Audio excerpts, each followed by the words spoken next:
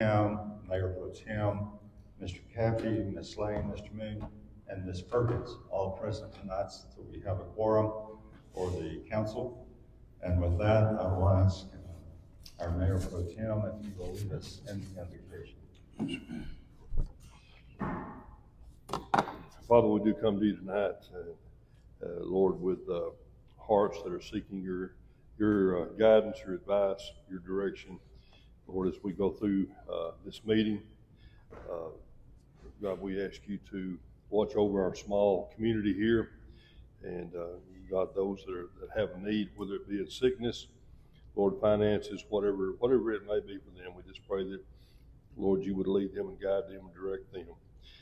Lord, just continue to be with us as leaders, be with those that Lord, have businesses here. We just pray, Father, that you would, Lord, your grace might shine upon them. Now, Father, go with us now, lead, guide, and direct. We ask it in Christ's name. Amen.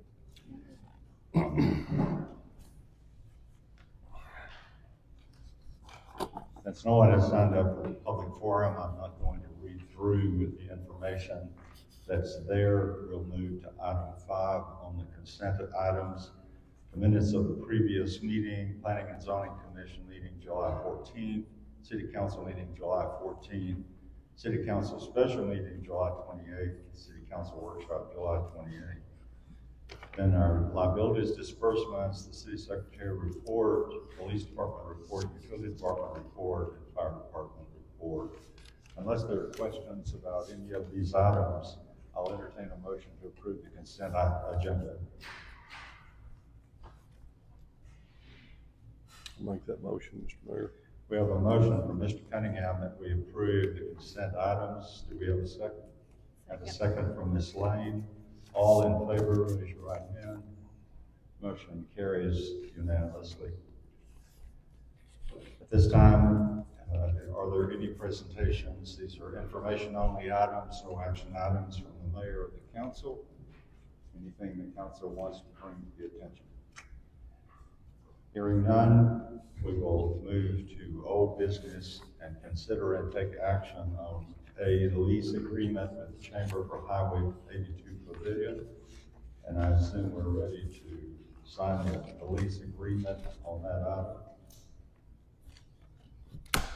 Get a head shake. So any questions or comments? Feedback? If not, I'll entertain a motion to approve the lease agreement and sign the documents as appropriate. A motion that we have a motion from Mr. Caffey. Have a second. Ms. Lane made the motion. That made the second motion? Okay. I'll second. You second. Ms. Lane made the motion. Mr. Caffey will second. All those in favor, raise your right hand. Motion carries unanimously.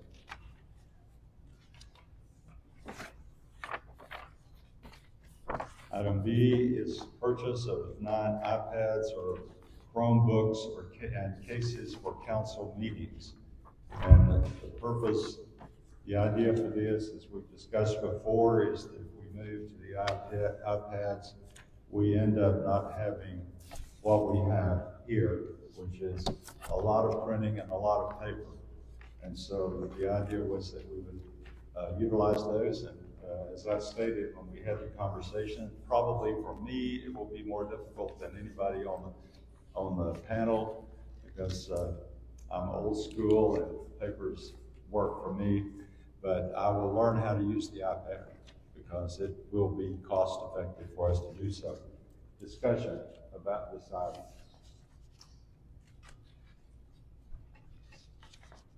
Ms. Perkins? Nope. If there's no discussion on this item, I'll entertain a motion at this time. You're ready to make a motion. I'll make that motion. Mr. Cunningham has made the motion that we purchase the iPads. Do we have a second? I'll second. Have a second from Mr. Caffey. All those in favor, raise your right hand. Mr. Cunningham, Mr. Caffey, vote yes. Those opposed? Ms. Lane votes no. I'm going to abstain. We have Mr. Moon is abstaining. Ms. Perkins?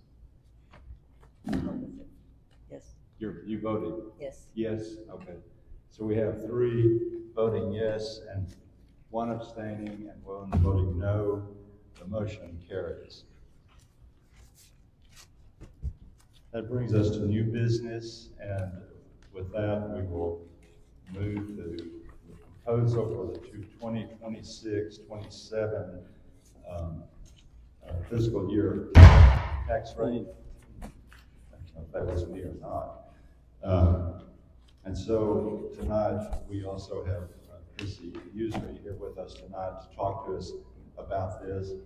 And what we're hoping is that we will get a little bit of a jump this year on getting our budget set and established. Last year, we were really working hard to meet the deadlines, and so we're hoping to get there. So, yes. Can I turn this on? Can I stop you just for a second? On the previous motion, Beg pardon? on the previous motion, Yes. can we just make sure that it reflects in the minutes that those funds will come from technology funds and not the general budget Okay. for the iPads? Yeah. The minutes need to reflect that. Yeah. That's what was discussed. All right, we're ready to move to our item now. Thank you for being here, and I'm sure you're going to help clear up a lot of this for us. Hopefully so. Thank you. If you don't know me, my name is Christy Esper, the supervisor at the Criminal District. And I assist Chastity calculating your tax rate every year. Information that we have about your values, information that you all provide about your debt obligations and your needs coming in. So we work together really closely every year. Chastity comes to my office. Can you all hear? Okay. Okay. Chastity comes to my office, we Good put it deal. up on the screen, and we work through all of this together. I've printed you out a little packet. One of them is the worksheet that's 10 or 11 pages long, so it's a little daunting. I've also given you a little synopsis of what that is.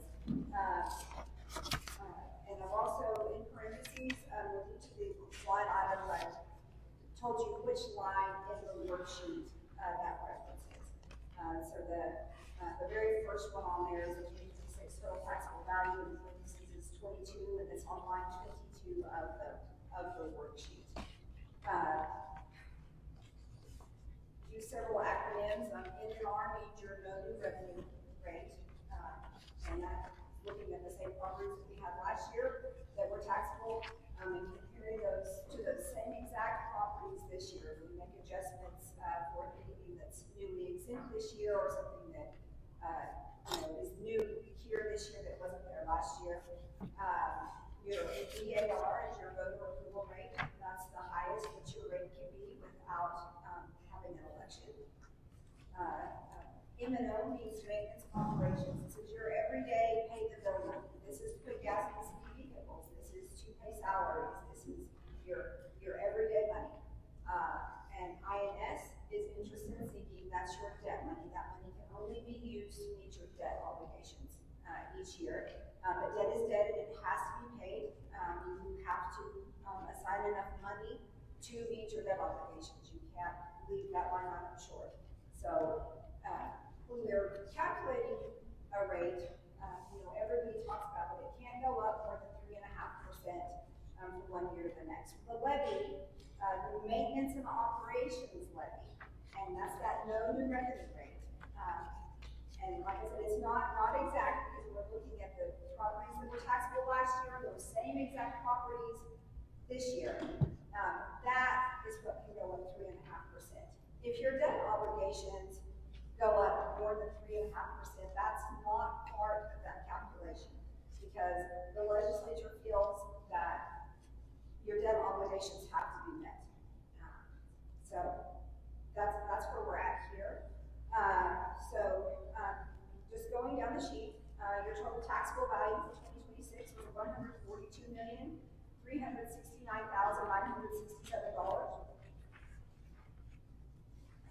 You were at about 138 last year. So you had some growth.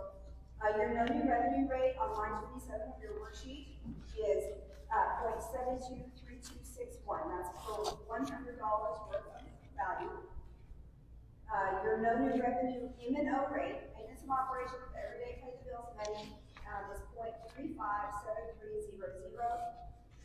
The voter approval M&O rate, this is that 3.5% increase, is 0.416307. Your debt obligation for this year, just basic, is $688,586. That's a little bit higher than it was last year. I believe we're visiting with Chastity on this. Last year was the first year some of your debt obligations became due. Typically for a municipality, that first year is just interest on that. This coming fiscal year, you're actually in full debt repayment, that you're making payments on principal and interest. So that made that, there's not new debt this year, but correct me if I'm wrong. There's not new debt this year, but we are in full debt repayment now, so that obligation is higher than it was last year. We only have, looking at July 1 of 2025 through June 30th of 2026, we were at about a 91% collection rate for your tax collection. So that has to be addressed in the debt obligation, because again, debt is debt and it has to be paid. And so we've adjusted that debt amount, assuming that only 91% of people are going to pay their taxes. That puts our debt obligation that we need out of the budget for the coming year $756,688. And the rate necessary to get that with our current taxable value is 0.531494. The council voted, I'm going to say late 80s, to use part of your sales tax revenue to reduce your property tax rate. And that's the next line there. That's also on line 55 of your worksheet. And that reduction is 5 cents at 0.05408 to be exact. And that makes your 2026 voter approval rate, which is the highest rate that you can adopt without it being an election, is 0.893721. So every $100 of taxable value is 89 cents and change due for taxes. The next line down, we've estimated your levy at the no new revenue rate, $1,029,706. And you can see in parentheses there how that's broken up between your maintenance and operations and your interest and sinking. We've estimated the levy at your voter approval rate, $1,272,390. And you notice in both of those instances that the debt obligation didn't change even though the rate changed, because that number is static in there. The only thing that changes with either one of those rates is your maintenance and operations money. Your 2025 maintenance and operations rate was 0.36605. Your 2025 INS rate is 0.392483, and the total rate is 0.758568. So we are looking at an increase this year, even if you just go to your no-new revenue rate. No, your no-new revenue rate would be a little bit of a rate reduction, but again, it would probably drastically reduce your maintenance and operations in there. And I know I've covered a lot of information quickly, so jump in if you've got questions. Questions?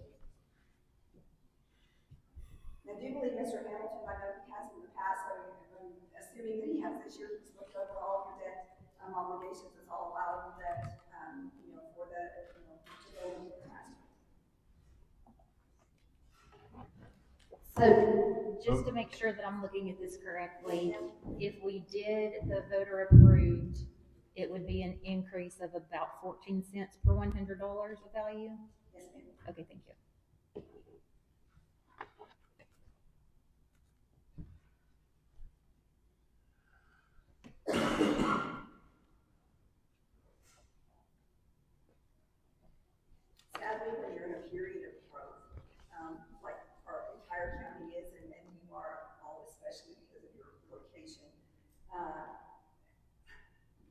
there's things that need to be addressed with infrastructure and services, that there's, and you're limited on your M&O rate, and the increase that can be, and sometimes it leaves, especially small municipalities, very little, way to, not many options to get the money that you need to provide the services, that you need to, without.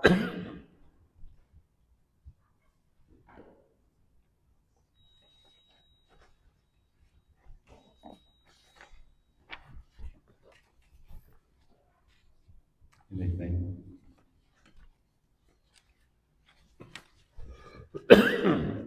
Let me be clear tonight.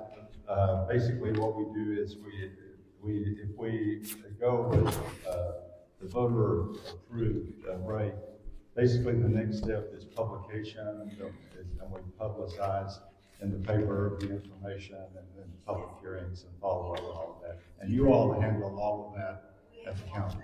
Yeah. You would, we would still propose a rate tonight. We would, set a time and date for your public hearing. And then we would create the notice that goes in the newspaper, has to be published in the newspaper. It's 5 days before your public hearing. We will, we show the record vote of how the council voted, for that. And support or pay that in the leader. Yeah.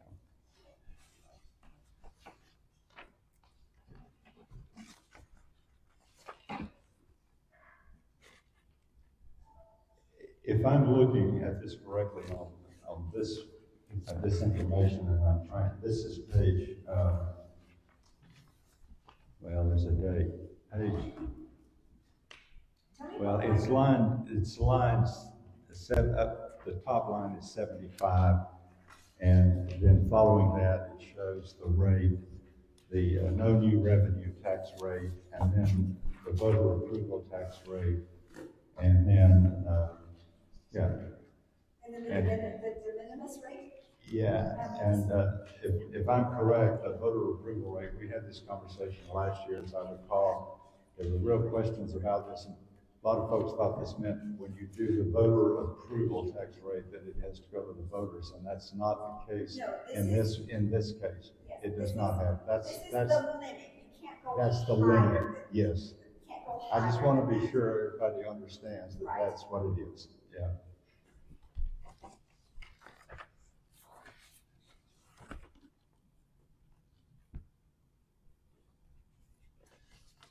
Years ago, it used to be called the known and revenue rate, was called the effective tax rate because it effectively raised the same amount of money. Yeah. And the voter approval rate was called the rollback rate because the voters could petition to roll back to that exact rate.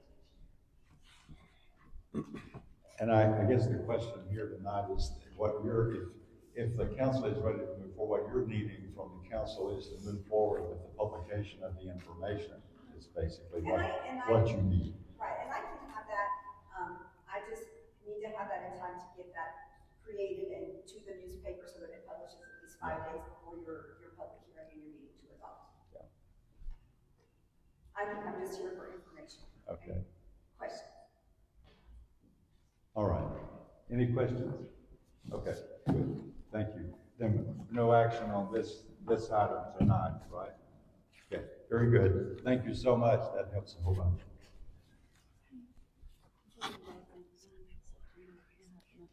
I can. We're gonna vote in September, the meeting in September, we're gonna have an action.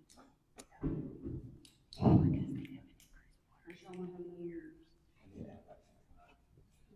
I think the council is not ready to do this, it's my understanding, correct? No? I don't know that we have a choice on Beg this. pardon? I don't know that we have a choice Well, on Mike, this that's issue. what I'm asking. So. It looks like we don't have a choice. We do, but here's the question, what action do we need? We need to take action that we move forward with the publication, correct? So we need a motion to do that. What tax rate are you gonna propose? That's what I'm really Yes. asking, okay? So do we have a motion to do that? I make that motion, Mr. Mayor. We have a motion for Mr. Cunningham. To what? Beg pardon? To do what? What is, It what would- is your motion? This would be the publication of this information. But we need to know what tax rate, if we're gonna go with the no new revenue, or if we're gonna go with the voter approved revenue. Yeah. Or somewhere in between. It doesn't have to be either one of those exact numbers. You can pick a number in between those, less than. Okay. So what I need from you all is tell me what action you want to take, if you want to take action at all. Unfortunately, I don't think that we have a choice other than to go with the voter approved. So, CB, do you wanna make that motion, Okay. of whatever you want to make So your no motion action for? tonight. Yeah, no action. No action 'Cause tonight. I can't hear nothing. Okay, good deal. All right, let's move to the next item.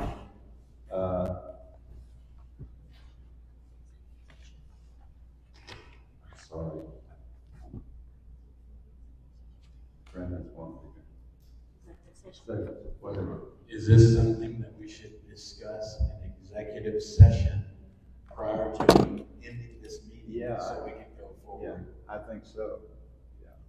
We can do that at the end of the meeting if you want, or I don't know, whatever the rules So are. executive session?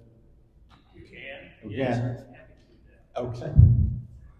And we can do that. All right, then in that case, I need a motion for us to move into executive session. And the city of Honey Grove does not routinely list the items for executive session consideration. However, we have the authority cited below that the city may retire into executive session as needed on agenda items as authorized by Texas Government Code, section 551.1071. Consultation with attorney, deliberations regarding real property, deliberations regarding gifts and donations, personnel matters, deliberation regarding security devices, deliberations regarding economic development negotiations, and confidential sales tax information. So at this point, I need a motion to go into executive session, if that's what we're going to do. I'll make that motion. Have a motion to go into executive session. Mr. Cunningham, do we have a second? I'll second. We have a second from Mr. Cunningham. Mr. Kathy, all in favor, raise your right hand. Motion carries. Okay. Let's go. Let's go find this right. Thank you.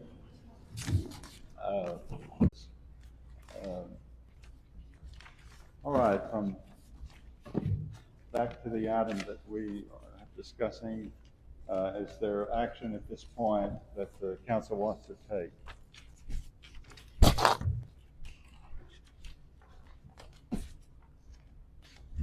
I motion that we propose the voter approved rate, but it's just the proposal. The proposed rate, and to move forward with the proposed rate. Do we have a second, Ms. Lane? I'll second that. Second from Ms. Perkins. All in favor, raise your right hand. Motion carries unanimously. Chastity, you can notify the folks over there.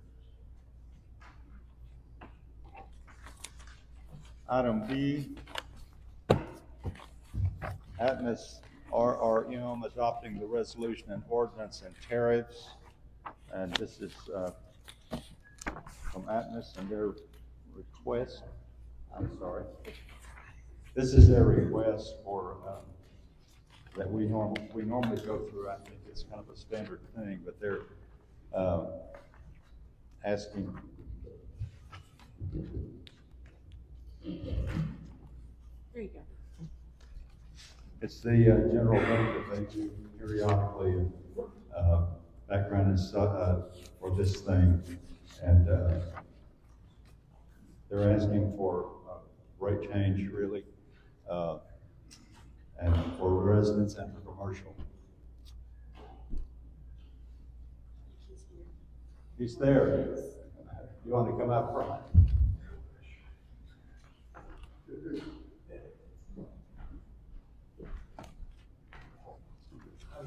Thank you. Ladies and gentlemen of the council.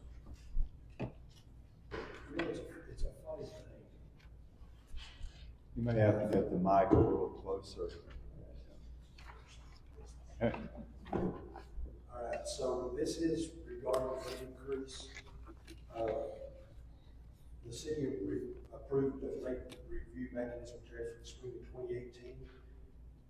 Since that time, customers have benefited from about $219 million in rate reductions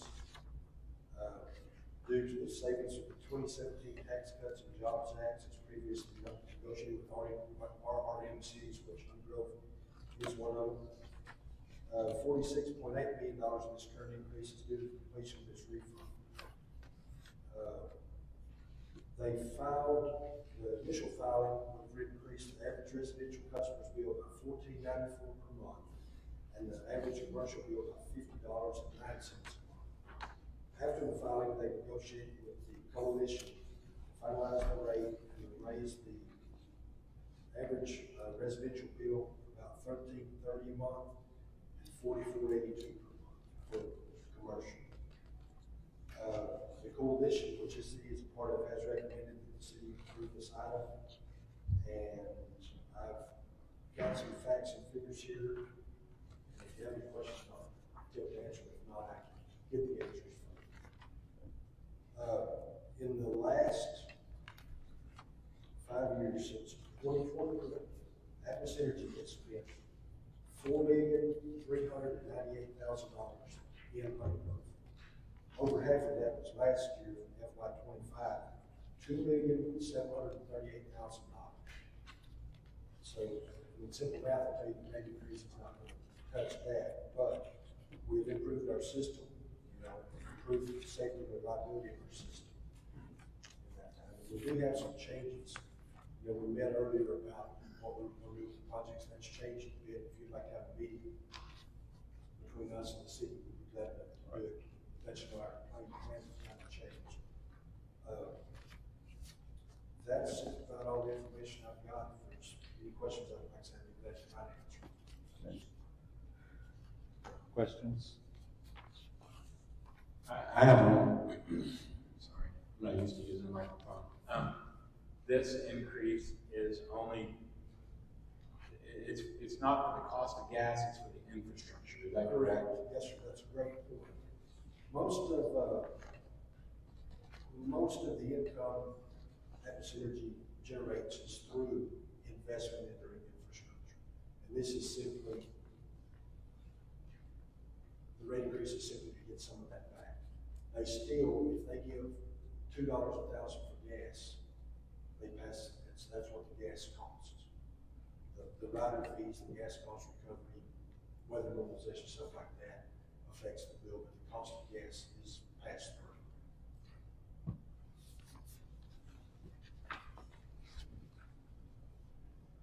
I noticed that, well, I didn't notice because they changed mine. Y'all are going to, have already gone to satellite reading on a lot of the, or going to that. Yes, That's where y'all are headed, I know, because y'all changed mine out the other day. Okay. Is that, what is maybe the estimated, is there going to be I'm assuming a savings, not having somebody going around reading the, I'm not really equipped to answer that, but I'll give you my opinion. yeah. There should be, I don't know if we'll see it. Yeah. I'll get you the right answer for that. Okay, I understand. I know that it will free employees up to do more stuff, more constructive stuff, than just read the meters month in, month out. And it'll be good to monitor. We've had several instances where somebody had a hot water leak or a gas leak. It was caught by that automatic reading. It was out of character, so yeah. sent the tech out there and found some abnormal conditions. So I know that's what we think about it.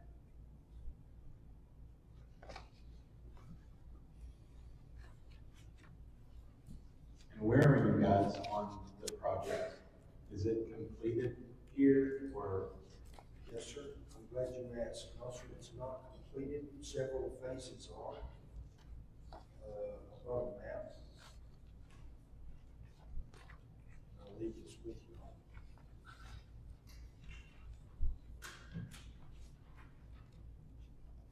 Everything south of 56 will be completed by the end of the year, by January the 1st. There will be a small project on the very west edge of town, on the north side, that will be completed. And there is a small section. I'm sorry, the glasses aren't strong. Looks like it's right about 7th Street, going west, just across 56 on the north side. That will be completed. And there's several phases that won't be. Hope to get those at a later date. Our hope was to have everything converted, but the Bugby plan's gonna change. So that's where we're at right now. Everything south of 56 will be completed by the end. Thank you.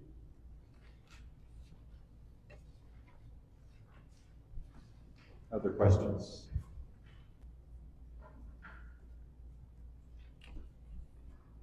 So I guess for layman's terms, the bill, the rate increase on residential is $13.37 a month. Is that what I'm reading? Okay. And that's system, that's mid-text wide. Okay.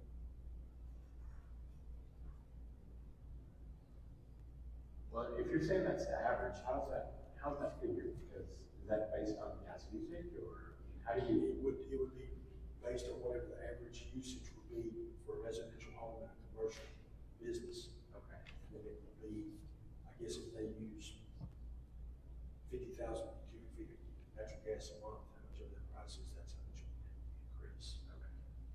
So that's not just added to the base rate? No, it's per usage. Okay. It's the way I understand it. If I find out different, I'll let Mr. Caffey know.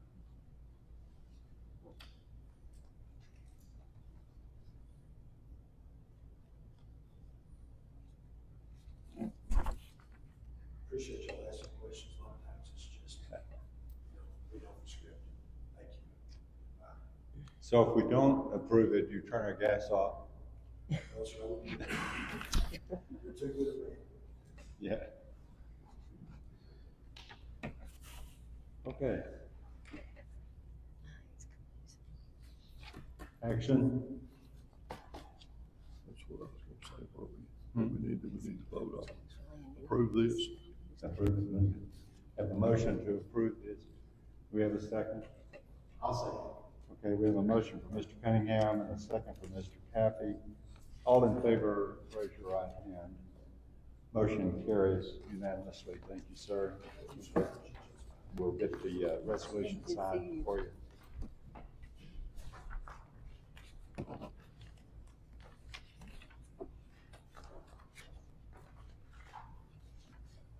Hidden Grove separating water and sewer bills with sewer flow meter, putting a cap on the sewer.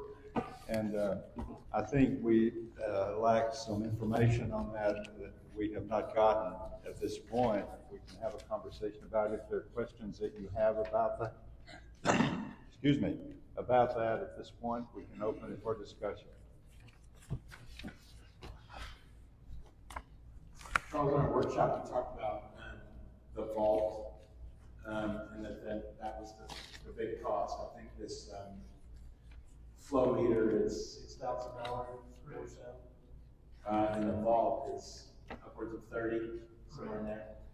Well, you and I have had discussions that a manhole might be more cost effective for all of the parties, and so I don't think it's smart for us or for you to go forward tonight until we kind of have that number.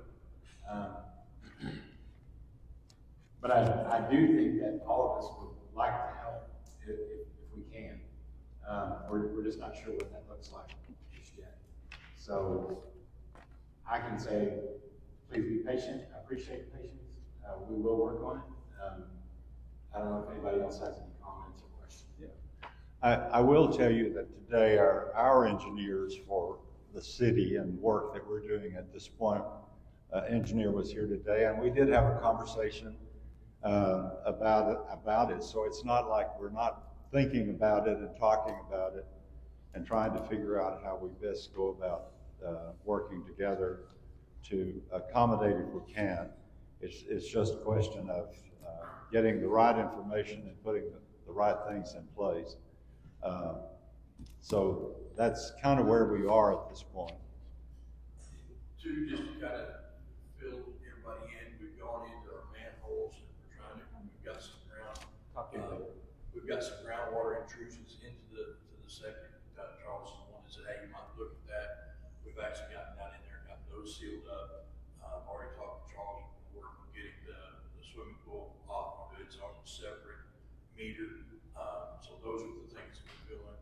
And then just basically trying to, do our best due diligence to make sure that whatever is going in there, whether we do, whether the city decides to be able to do a cap, whatever the city decides, so that way whatever we're putting in there, we know that what's coming back is coming back. I will tell you that we certainly will put it on our workshop agenda, and we'll continue to look and explore and see what we can do and the things that we can do. I know that tonight it has to do with separating water and sewer bills and the meter, and so we'll pursue that. Thank you. Item D is changing over to smart meters and paying for the subscription and training. Right now, we pay a subscription for the 5 meters that we have. I believe we do not pay this at this point, but if we continue to use the 5, we would have to have training. We'd have to have a subscription. So we're open for discussion at this point. Have you looked into what Bodart and Lamar County are doing? Because I know theirs is a drive-by, right? I don't have the difference in cost. Okay. I talked to Billy Bob the other day about it, and he said that it's significantly less. So I think that that's something that we should probably look into. And he said that it reads up to about 3/4 of a mile on each side. So you can knock out a lot of them with the drive-by and maybe not use as much paper doing it that way.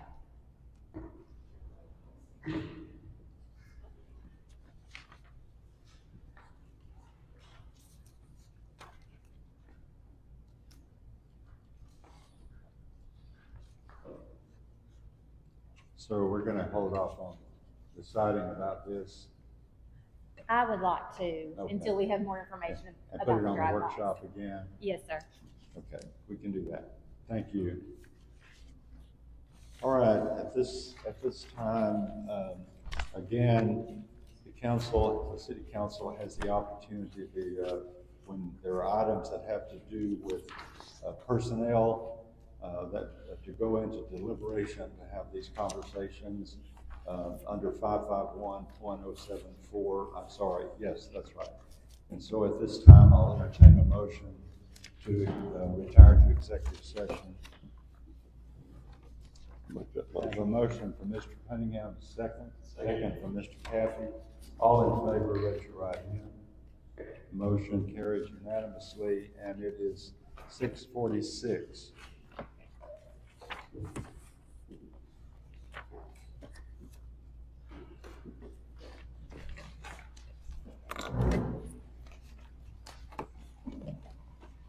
To the open session, we have a second?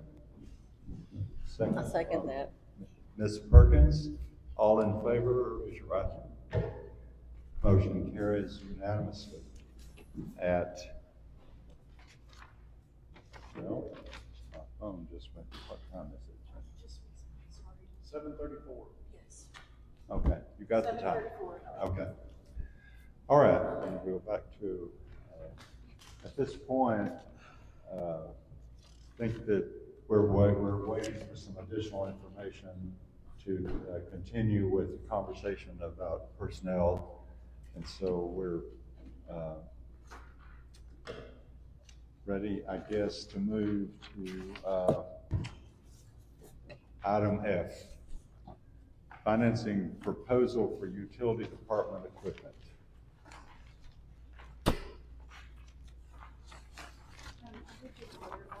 You all have in your packet information that Charles has provided in terms of equipment that we're looking at and the financing for that. And we've had a lot of conversation about the condition of our current equipment, and the fact that we've had it for quite a few years, and we know that we're going to have to be dealing with trying to get some new equipment. You want to add anything, Charles, to this? No? How about the council? First page is what you asked for, when we had to do the payment and all that, so this is what sent you that. How soon do we need this equipment? Is this something we can work on budgeting for next budget time? Yep. This is part of the. Okay.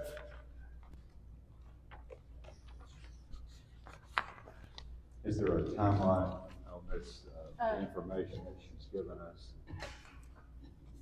So he told me that we could schedule whenever we needed to make the payment, but it's not due until a year after we sign. And then we could let him know what month is good for the payment to be coming out the next year, next budget. Okay. So no, it will not have to be budgeted for this 26, 27, but it will need to be budgeted for 27, 28, if y'all bring this up. Okay. And Charles, this could not be put off for another year, right? Or could it? It doesn't need to, we can, if we need to, we need to. Some of this equipment on the backhoe especially is literally duct tape in a lot of places. Save money.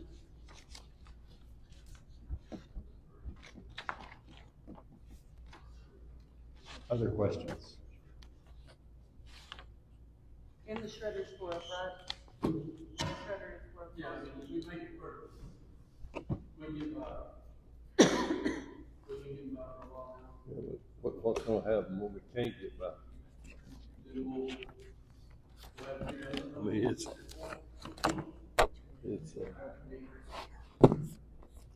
We've got a backhoe that's an 07 model, we've got another one that's a 94 model, and then the tractor and shredder will be on two of those. They're going on, it's getting more out, got one model. Everything is 20-ish years old or older. We put it off all the So there's no recouping any of this cost from the sale of that equipment. not enough to build it. Yeah. Would it be worth keeping them for a backup or? No, because I'm gonna keep, I'm selling 2 quarters, Okay. but we're in the basement to recoup some. Okay. But you're only talking maybe 10,000. Is there an option to do what we've done with other city vehicles and lease? They would cover some of that maintenance, or, and I'm clueless, so. Leasing equipment like that, in my view, it is not a good thing. You pay for it and you keep it, you replace it every 10 or 15 years, if you need it. Maintenance wise, all you do is change the oil, unless something tears up.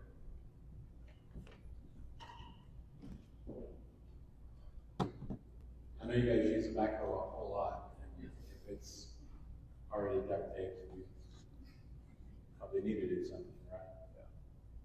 Yeah, the backhoe has been repaired a few years ago. Did it require a new engine? Was that what it? And we have the old one as well that's been there for a while that does a few things, but it's not in great shape.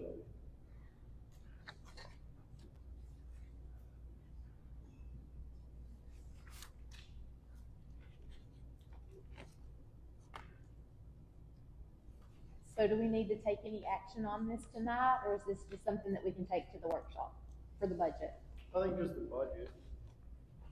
You want? Right. Just make sure it's included in the budget, we're factoring that. So it doesn't have to be, that's what Jasper's saying, well, Doesn't even have to be this budget. it doesn't have to be this budget, it can be budgeted for Right. 27, 28. Right, not the one that we're in right now, but the one that we're, like the workshop that we're about to go to. No.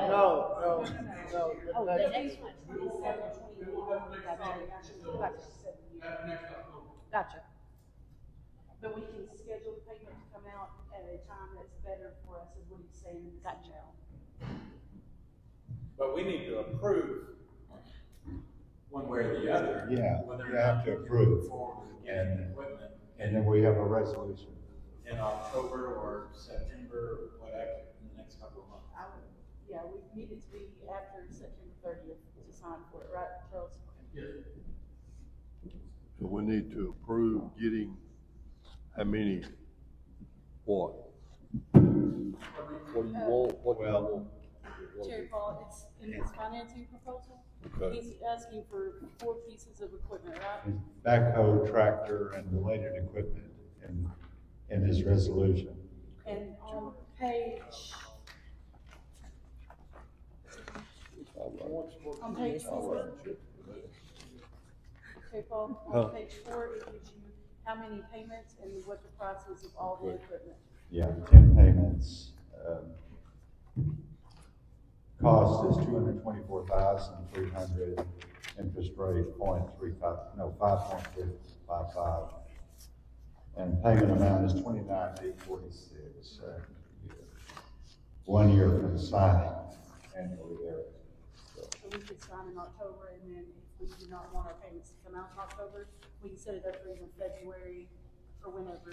We could also budget to start doing it this year, but I don't know if we want to do that. I'm just saying in theory. But We've I- got a year to make payments, that doesn't mean we have to wait a year to start making. But we could budget it. Make it September 30th if we wanted to. Maybe. Okay. I'm all for doing it, somebody make a motion. I feel like we've got to do it. We've got to do something Yeah. for these guys, because our equipment's, I'd rather at least know that, the old devil before, he pops up, I'd rather know he's coming, So if something breaks down, we're gonna be in a world of hurt, or if it just quits.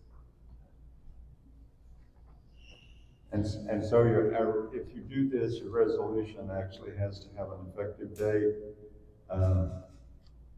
If we pass if we decide to do this. So you need to include that in terms of your motion.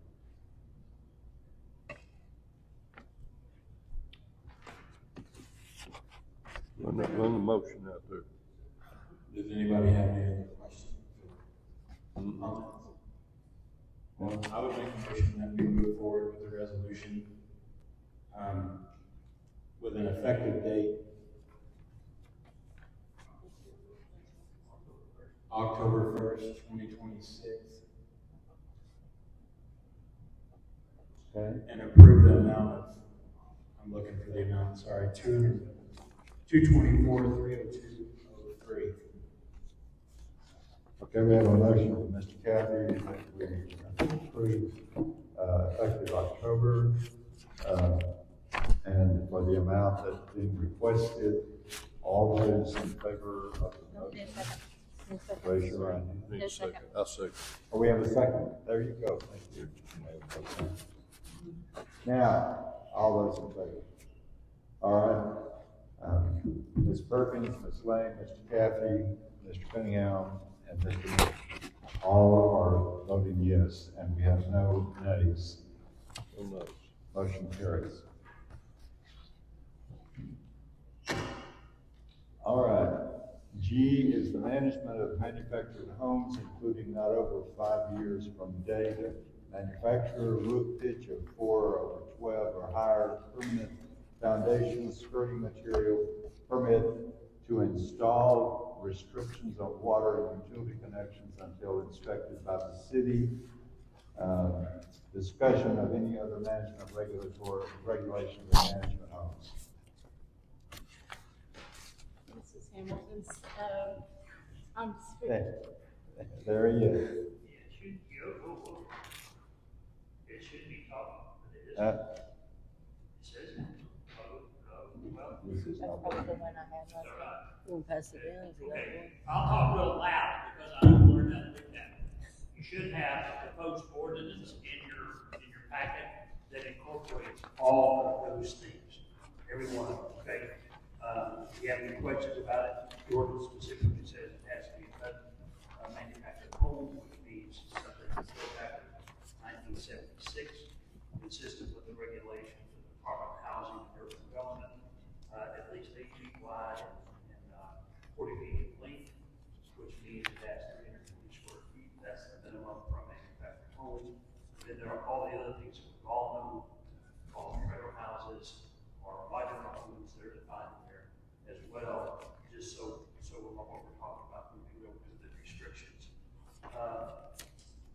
It's going to be put up in the city, it has to be on a fixed site, with all the running gear for building everything taken off, skirted, roof pitch, everybody know roof pitch? Going to school with roof pitching, no, I'm just kidding. The reason you have a roof pitch is because it doesn't have the roof is flat, and it gives the appearance of a structure. So, 4 over 12, that's the minimum where they'll start putting asphalt shingles on them, so they look more like a house than they do what we used to call a trailer house. So that's the pitch. That has to be installed by someone that's recognized as a licensed retail installer. It has to be certificate of ownership presented to the city. That means the person putting it here has to own the thing. None can't lease it, can't rent it. Whoever's installing it has to be the owner of that little jewel there. I think I said it has to be on a proven foundation and consistent with the directives. It can't be over 5 years old at the time the application is made to the city to put it there. And you can look at those, that's under the age thing. And then we get, I'm on page 4 now. The age of manufacturing, that'll be on that HUD certificate, so it's easy to figure out. Skirting has to be installed in 60 days of dwelling. The house got to present some sort of statement of ownership. A permit is required. This is one of those law kind of things where you say, hey, if you can't place it or you can't occupy it without a permit, the city is prohibited from permitting the transportation and installation. So that means someone who drives it in here can't be, doesn't have to have a permit. And when they set it up, they know they have to be licensed to do that, but not get a permit. But once it's placed is the application. I'm gonna bring this to Honey Grove, really where you gonna put it. So then they say, we're gonna put it over here, okay? Then you have to get a permit to do that. If that costs anything, as far as I know, you have to set it on an RFP. But nonetheless, that just lets everybody know what the person is planning on doing. It's gonna be here, do we need to approve it? And that gives the opportunity for the city to either approve or deny the permit, and we all know what that triggers. It's Terry Paul's favorite thing, the permit adjustments. If there's a permit denied, it gives another chance to review what's going on in that particular event, whether it's the Board of Adjustments wants to approve because the permit's been denied. Let's see, certificate of occupancy. The city has the right to look at this thing, to inspect it before it puts it up. And that person has to get a certificate of occupancy before we're gonna turn on, before we have to turn on any of the utilities. That's in section 10. If they're non-conforming uses, most of us would call this the grandfather clause. If it's already here, you're already stuck with it. You can't make people pick it up and take it out. It's here unless they decide to replace it, then it's going to be the code. That's the same thing with every building regulation in the world. If you improve it, if you replace it, it's got to be up to code, and that's what this says right here. That's section 11 and section 12 there. So, and the rest of in the floodplain, I don't think we probably won't manufacture home in the floodplain, but we can decide that later or not. There's an enforcement provision, and then you rely upon state law because, and that's the reason you have to have this. In the past, cities had just legislated and said, we don't want any manufactured homes in the city. And so there was a recent, it's not 2 years old, law in Texas that says you can't just prohibit it because it's a manufactured home. So that's the reason you have to put some sort of regulation on it now in order to manage where they come and where they are. There's a new law coming up September first. Like, There's a new law coming up September first about zoning. yeah, yeah. So that's to give us some sort of legs to stand on if we get an application. There's one provision in there that says, hey, the city council is going to designate a certain area of town as a manufactured home district. But you can't prohibit it across the city. You just can't. You can, but it's not enforceable. You can't say, hey, you just can't bring that into town at all. But you can say, if you're gonna bring it into town, here's what you have to do to get it here. Okay? Thoughts? Section 3, subsection C is what you're referring to just there, about a tract or parcel, and it says it has to contain at least 4 spaces offered for lease. We're gonna regulate the tract or parcel. That's it. Sorry, I didn't mean to. No, I just have to go in with the zoning that we're going to be talking about here next. If you're going to have a manufactured home community, you say, hey, that's what we're gonna do. We used to call trailer parks, but not anymore. The manufactured home communities, then those are the minimum requirements before the city can say, yep, we're gonna approve that. It has to have those installations already there. So that doesn't have to do with the zoning portion of it. Someone who wanted to do that would have to come to the city, get a plat, check the zoning there, see what it was, and then we go through a plat approval process, and they have to say, it's basically the same thing out of Hidden Road, because they have some places out there, and then we call that a plan development, and that was part of that process of getting that approved. Yeah, we're gonna have these hookups here, so it would be the same thing, just on a smaller scale. If you're gonna say, hey, somebody comes in and says, I wanna buy the 4, 5, 6 lots, and the idea is I'm gonna have a manufactured home spot on there, but okay, you have to light it, it's nothing like this. Okay?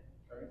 Then section 12, subsection A, does that include grandfathering in of like the mobile homes that are already throughout the city that may not be zoned currently as that? I don't know. It really does with the grandfather laws is section 11, is the continuation of non-conforming uses.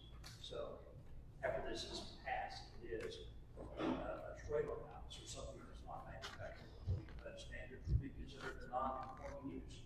Hey, we got a law here that says it's got to be built like this, it's got to be installed like this, and the owner would say, well, Nanny, boo-boo, I was here before you passed the law, so you can't touch this. So what section 12A is, means that if the owner of one of these non-conforming uses that's being used as a dwelling wants to replace it, the same rules apply to that replacement as the new uses. Thank you. Sure. Other questions? Does it address the concerns that you have, and are you ready to take action on it? I'll entertain a motion to approve this item, an ordinance, as stated. I motion that we approve.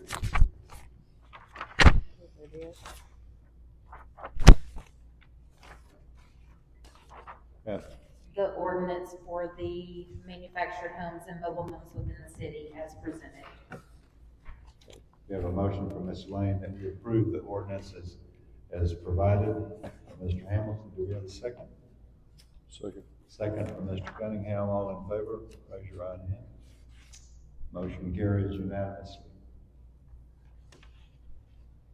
All right, that brings us to H, zoning designations. Recommend a zoning change in 1 to 2 sections of town which permits MFG homes. This could be dual zoning R1 or alternative manufacturing. Yeah, so we need to kind of decide, first of all, is there a section of town where you want to zone like that? And then if there is, then we need to, the zoning ordinance needs to be changed where that would be permitted in that area. So it's actually a 2-step process. Is there a place here, someplace we want to designate, this is a manufactured home site, this is zoned for that. And so that way people can know they come in. That's a place where you can go with this. And then if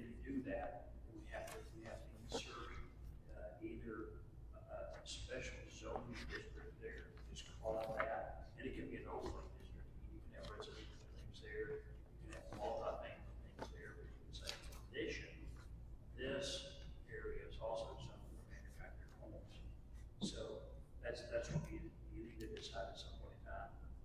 If you want that, where would it be? What are the geographical boundaries of it? What we're gonna call it?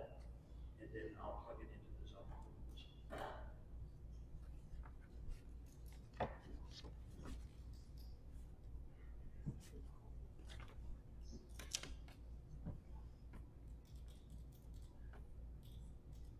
Is this something we need to look at a map at the workshop and?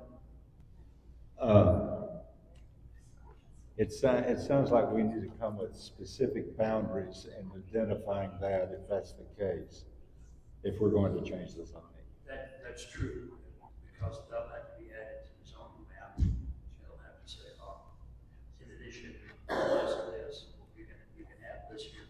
Then there'll be a specific use in that particular zoning district that will be in the zoning. I do think that we have here in town areas where the lots are fairly small and it's hard to do much with otherwise. So it probably makes sense to do that, but we probably need to outline and be specific about that in terms of what we're doing. So we have the lots, basically 34 all the way over to 14 on Scott and Pacific. Would that be from Pacific or from the Scott? Is that what you're talking about? Yes. Yeah. Yes. All of those lots are kind of weird, like size-wise. So I think that would be a good area to do a dual zone. You talking next to the railroad track, or is that?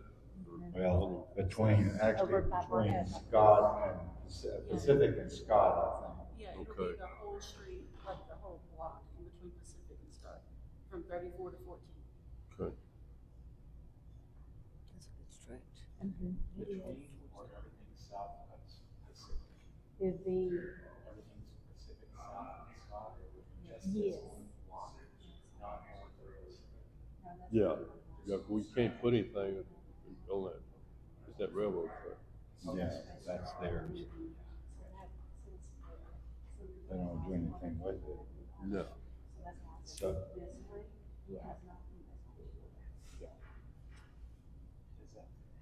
so is that what you're suggesting, is that a motion, Ms. Lane? Yes, sir, that's a motion. Okay. Sorry. We have a motion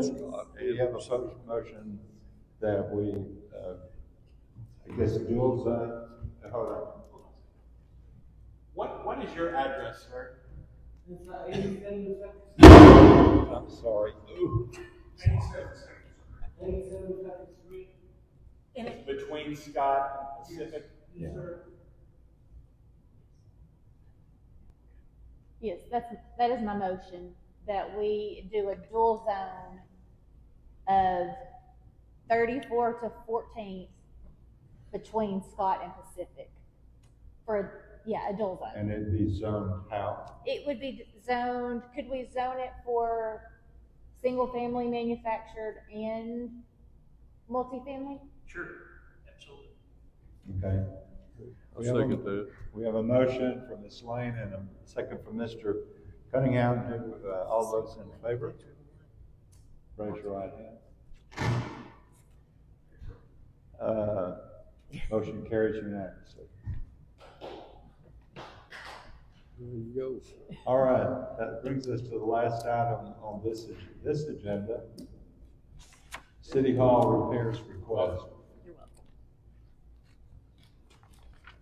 Congratulations, sir.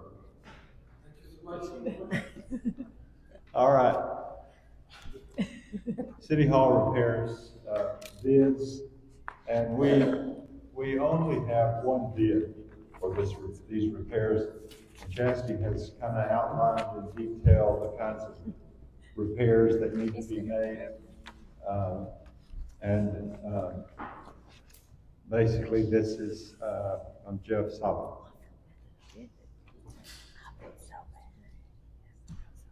Discussion. Okay, on this, we have had 2 or 3 people come and,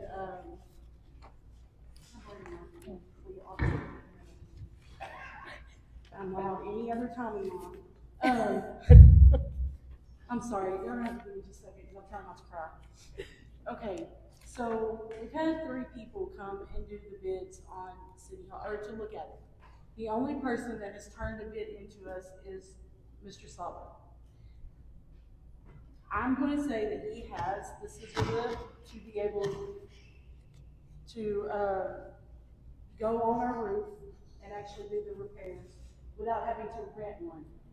Other people are renting them day by day, so that cost is gonna be included in theirs.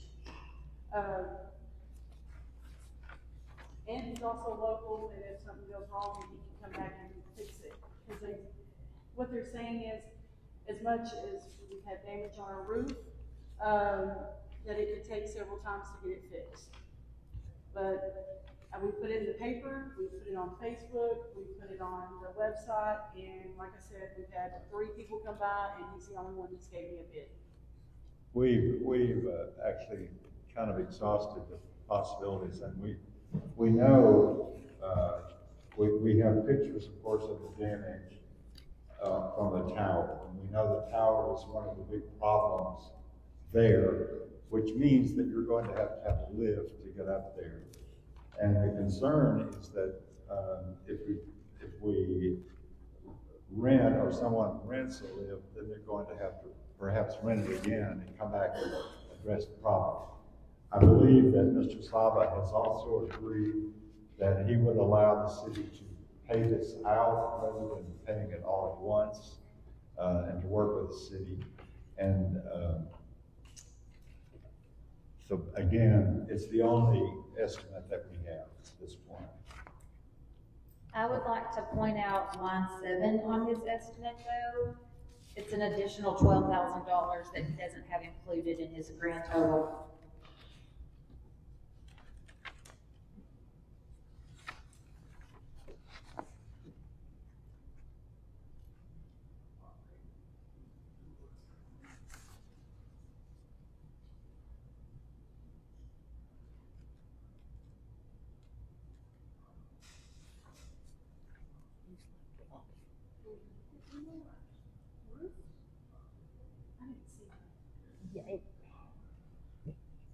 Well, there is if you read in here, the notes,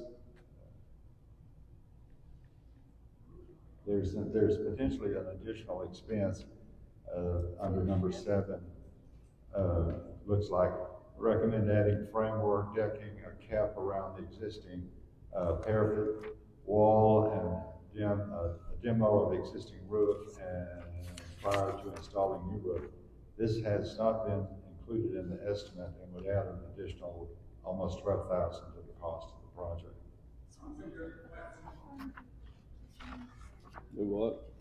I don't know what a parapet wall is. That's what I'm asking. Okay, what is it? Hamilton? What's a parapet wall? Look at what? What is the parapet wall? So is he saying that he will do all of the framework and a new roof for $12,000? This is installing a new flat roof. This may require some additional study questions. I don't know. I'm going to look. I said look that up myself. We could have him wait until September the 8th meeting in our children's workshop and give us more information. A parapet wall is a low protective extension of an exterior wall that rises above a roof line, terrace or balcony, typically standing 3 to 4 feet tall. These walls serve as a safety barrier, conceal rooftop equipment, management of wind loads, and enhance building style. That's what that is. My interpretation of his notes is that that does not include the roof, the demo of the existing roof and installing a new one. It is just adding framework decking and a cap around the existing parapet wall. So $12,000 plus plus demoing a roof and adding a new roof is my interpretation of what that line is. So that 49,000 has quickly grown to 75,000. 61,550. Well, that's not even including a new roof from the way this reads.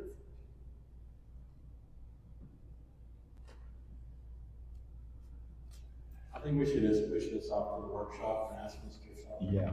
Yeah, I do too. In the meantime, I still think that we need to check with the historical commission to make sure that we're within their guidelines or that we don't have any guidelines. Because I don't want to be in trouble with them either. The other thing is that, and I don't know that this is the case, but we could also, with the outside structure, we could also need to be concerned about the historical commission and the history of the building as well.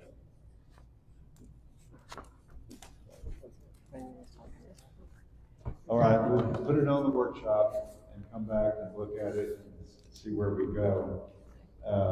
I know we're gonna have to address it. It's, at some point, we have to do it, or we're gonna, I didn't see have a on, building falling in on us.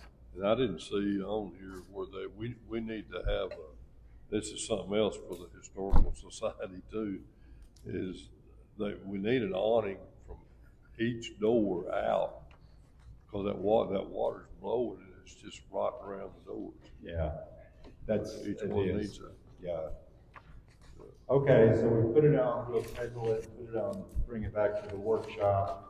And with that, I believe that's the last of our agenda items on this agenda, and it is, by my timepiece, it looks like it's 8:07, is that right?